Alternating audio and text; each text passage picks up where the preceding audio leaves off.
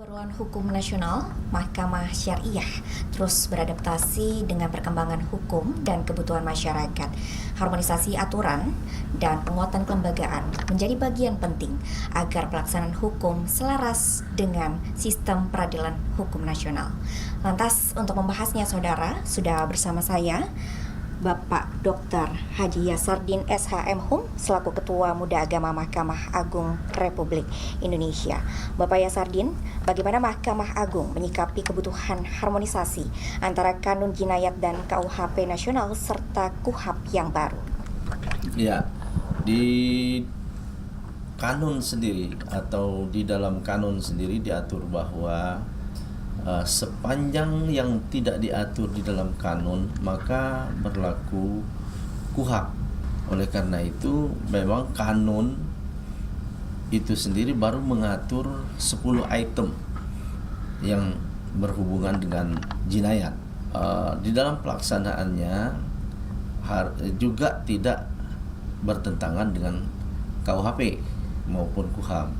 Sepanjang tidak diatur oleh kanun maka juga berlaku KUHP dan KUHP.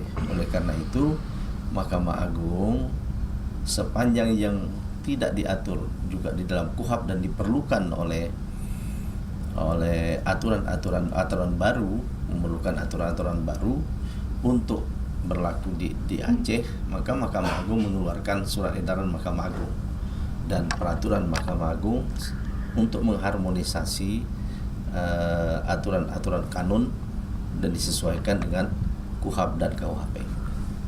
Lalu kemudian apa tantangan terbesar yang saat ini dihadapi Mahkamah Syariah, baik dari aspek regulasi, sumber daya manusia maupun dinamika masyarakat? Ya.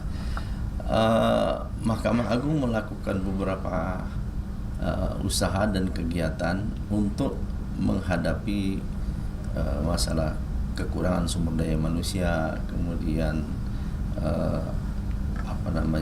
aturan-aturan yang dibutuhkan untuk masyarakat Aceh.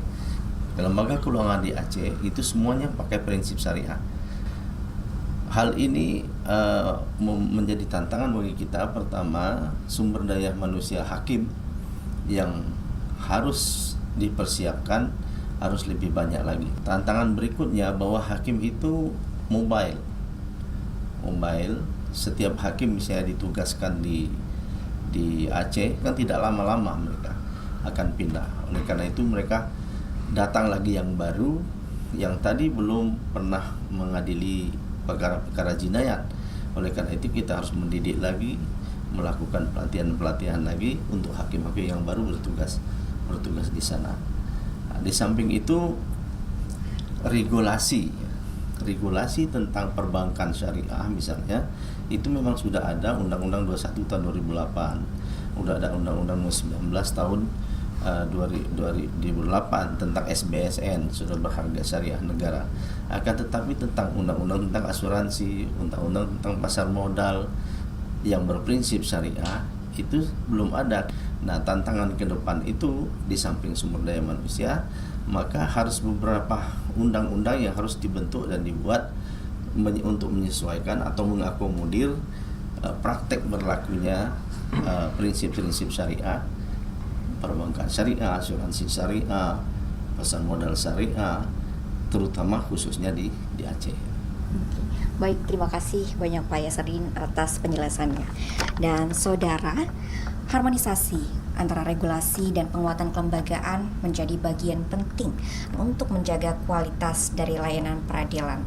Dan terkait dengan hal ini, saudara, dari tengah tantangan perkembangan yang terus berlangsung, Mahkamah Syariah diharapkan dapat memberikan kepastian hukum dan keadilan bagi masyarakat.